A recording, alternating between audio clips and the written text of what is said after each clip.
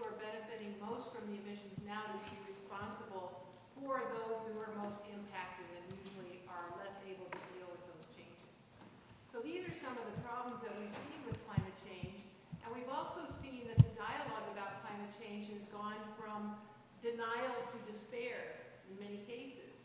So first, you know, a lot of people are making the assumption that humans had no impact on climate, and now to the extent that some people say, okay, we do, but it's inevitable, we can't do anything about it, we'll just have to adapt. I think both of those responses are cop-outs because they're just saying, you know, the easiest thing is to do nothing. Well, I think this gathering tonight shows that there are a number of people who are still very much involved in trying to continue this dialogue and to continue to grapple with the issues here. We have not yet raised the flag of surrender. And these panelists here will be talking to you about the possible solutions and the potential for some of the consequences.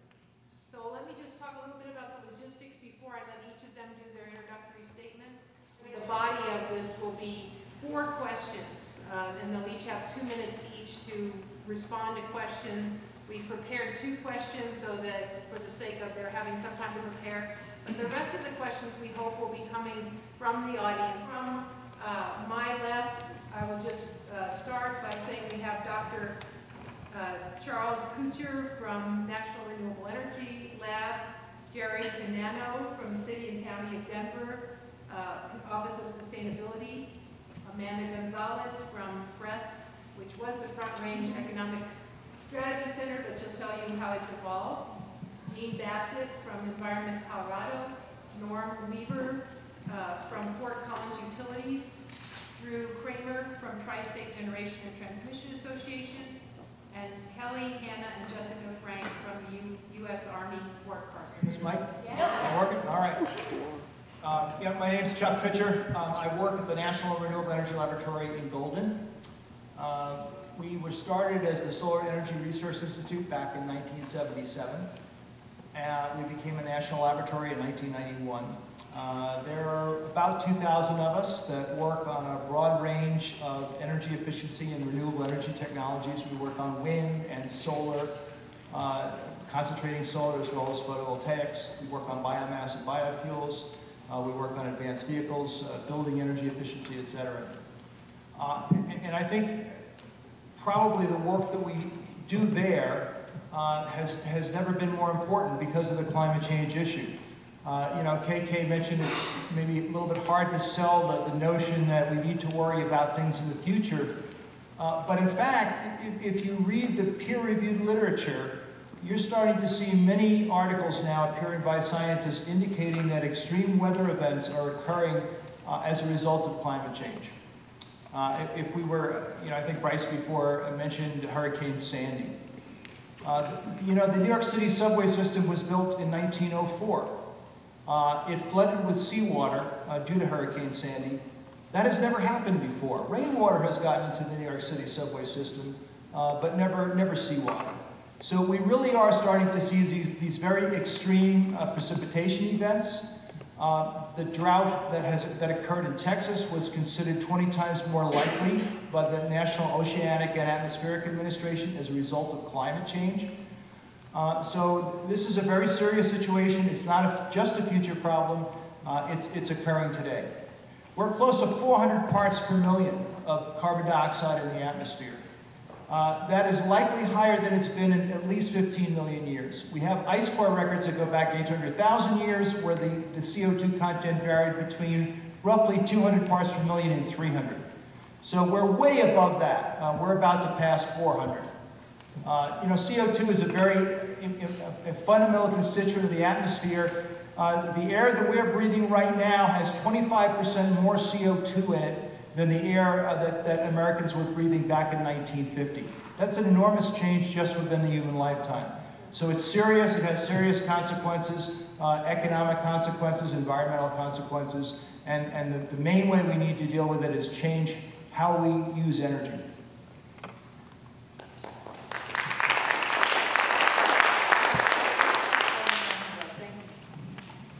Good evening, everybody. I'm Gerri Damiano. I'm Denver's first and so far only Chief Sustainability Officer. As of today, I've been on the job for 9 months. My background is a mixture of private sector involvement. I was a commercial trial attorney for over 20 years, but I've also been a national vice president of the Sierra Club and the National Audubon Society, and most recently, before coming to Denver, director of the Center for Energy and Environment at the Mid-Ohio Regional Planning Commission. Denver has an admirable record on climate change. We were one of the first cities in the United States to sign on to the Mayor's Climate Change Agreement that was developed by the National Conference of Mayors. We signed on in 2007. Today there are over 1,000 cities in the United States that have signed on, representing almost 90 million people in the United States. That agreement commits Denver to reduce its greenhouse gas emissions to 7% below 1990 levels, and we remain committed to that agreement. We actually met the per capita goal under that agreement a couple of years ago already, so our per capita greenhouse gas emissions in Denver are already below where they were in 1990. Now we understand that nature does not really care about per capita numbers. Nature only cares about absolute numbers, so we are now to the second phase, which is we are committed to getting our emissions below 1990 levels. We pursue a number of strategies on this, and we'll get into the discussion of those a little later. But I do want to let you know that in 2009, which was the last year that the Conference of Mayors issued awards for performance under the Mayor's Climate Change Agreement, Denver was the first place award winner. And we recently were recognized as America's first solar-friendly community. And just today, I'm happy to announce, because this is the first group that I can announce this to, Denver was first among all American cities in the Mayor's Water Conservation Challenge, which is, of course, water and energy go hand in hand.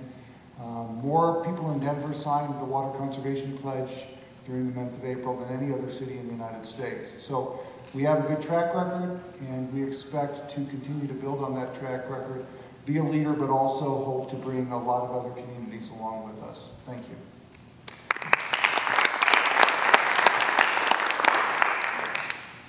Hi there, my name is Amanda Gonzales, and I'm from FRES, Good Jobs, Strong Communities.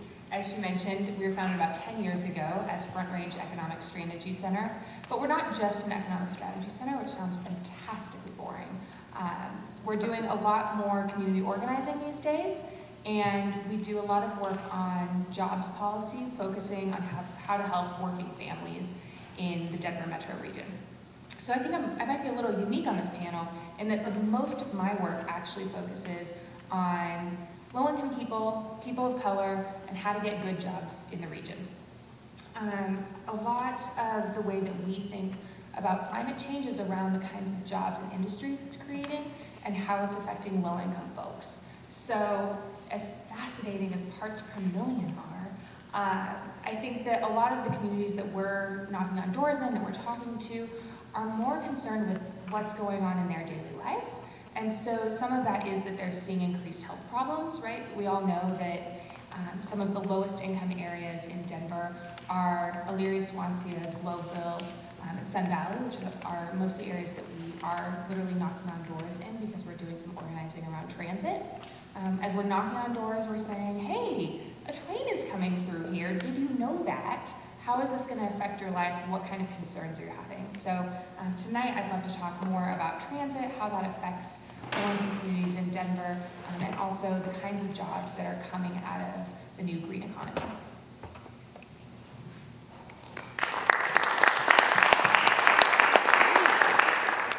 Good evening, and thank you for coming. My name is Jean Bassett. I'm with Environment Colorado.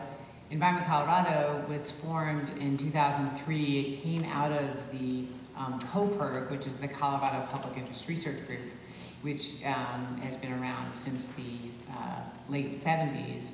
And with a name like Colorado Public Interest Research Group, it means you work on a lot of different issues. And so we realized it made sense to take our environmental work and put it in a separate set of organizations. So there's 27 state-based organizations around the country, as well as we have an office in Washington, D.C. And we are citizen-based. We have members across the state, and work on a variety of environmental issues. And obviously, climate change is something that impacts all of us, and we think is a critical issue. And the way we've looked at it is the solution part. So we led the first effort in 2004, collecting signatures from citizens across the state to put on the ballot Prop 37. So that was the first commitment of Colorado, and it was the first state to actually vote on putting numbers to the amount of renewable energy that we want to make a commitment to. So that was 10% by 2020. Our current law says that 30% of our power should come from renewable energy by 2020. And then if you read reports from the National Renewable Energy Lab, they're actually saying, well, 80% of our power could be coming from renewable energy by 2050. So and we'll talk about this later, but that's really our focus, is how do we work toward the solution so that what we're facing with climate change does not have to destroy the beautiful state that we love.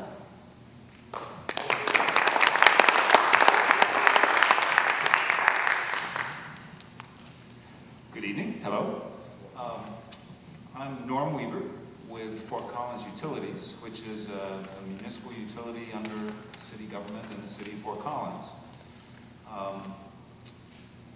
Like Denver, and I think a number of municipal entities here in Colorado, there's been early recognition of the climate issue. Fort Collins, like Denver, joined some of the early national city efforts to set some goals, and I believe my colleagues in sustainability at the city like to refer to entering into some of that conversation in the 1999 era and whatnot. We have gone through several community versions of a climate control, a climate action policy, as well as for us at the utility, the energy piece of that. It seems like our focus has been how to not just speak to these goals, but set some measurable and accountable sorts of ways that we determine, are we getting there? By the way that we do the accounting, and I believe it's the sort of standard systems that municipalities and cities use across the country now. The good news for us is that we have seen use go down compared to our current policy, like the state policy, is heading towards 20% below 2005 emissions levels. And in a year or so ago, we were at 14% below the 2005 levels. So between energy activities and transportation and all the things that go into that, it is possible to make progress. And I guess my comments later, I think, are going to be towards just some of the in the trenches, you know, the effects of climate are local on a, you know, we all know the intro is about the forest fires that we've seen in the state in the recent year or so, and we certainly felt that in Fort Collins, in our watershed to the west.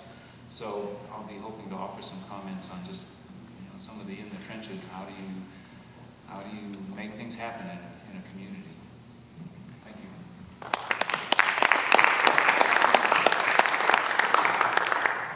Being up here with all these smart people, I realized I should have spent more Tuesday nights in college in an auditorium myself. I'm Drew Cramer with Tri-State Generation and Transmission Association. We are Colorado's second largest utility. We are a not-for-profit cooperative utility. That means we are owned and governed by the 44 rural electric cooperatives that we serve across 4 states. Going back to about the 30s, there was no power in rural America, and the for-profit utilities didn't find it profitable to string lines way out into the middle of nowhere to serve a handful of farmers. So that's where the co-op model was begun, and here 70 or 80 years later, is still going very strong, serving much of America that's not served by investor-owned utilities. Tri-State serves over Colorado, New Mexico, Nebraska, and Wyoming, a 200,000 square mile service territory and about 1.5 million people, so very non-dense areas. It takes us 5,200 miles of transmission lines to serve this territory.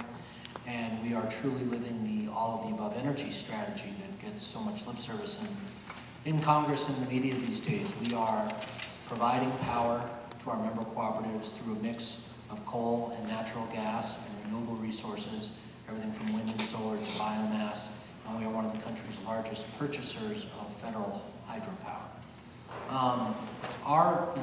Going back about 4 years, we put together what we call the Greenhouse Gas Management Roadmap, which for us was kind of a self-assessment tool to look at all the technologies that we had in our toolbox and all the things we needed to pursue in the way of energy efficiency, generation technology, demand response management technology, as well as just assessing our carbon footprint to prepare for presentations like this and to prepare for the new regulatory framework that's coming as a result of climate change concerns. So we've been studying this stuff for a long time.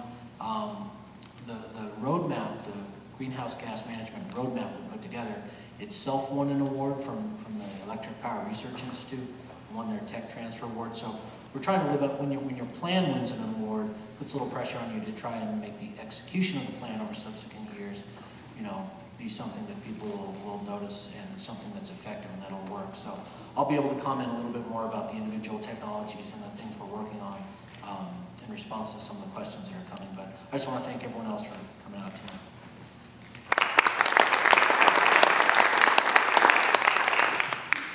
Good evening. I'm Jessica Frank. I work at U.S. Army Fort Carson. It's an installation just south of Colorado Springs. We've got close to 30,000 soldiers and families that live and work at Fort Carson that are always changing, moving about every 3 years and still a pretty active deployment cycle. We also have a very robust environmental program, and I'm excited to talk about that this evening. What I do, I'm a civil engineer there in the environmental division, and I'm in charge of a lot of the construction permitting and industrial operations that we have there. I'm the floodplain manager, and I'm part of the environmental skills team.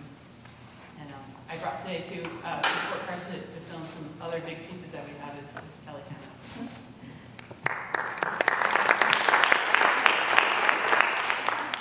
Hi guys, as Jessica said, my name is Kelly Jenna.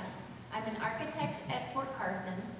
My background as an architect includes healthcare, sustainability, and my main continuing focus is existing building renovation and utilizing the existing facilities that we have both in Denver in private industry and then also federal facilities, because as you guys have noticed, the federal government has a lot of stuff, a lot of square footage, and the more we can renovate that existing square footage and utilize those existing materials, the better we will be. Fort Carson, as I see it, approaches climate change from a security standpoint. How can we, as a military installation, sustain ourselves in the event of an attack and rely less on susceptible infrastructure? And then also, we focus our climate change on how can we support the mission. As Jessica said, we have soldiers that come and go, and we have very flexible, as a result of that, we have very flexible building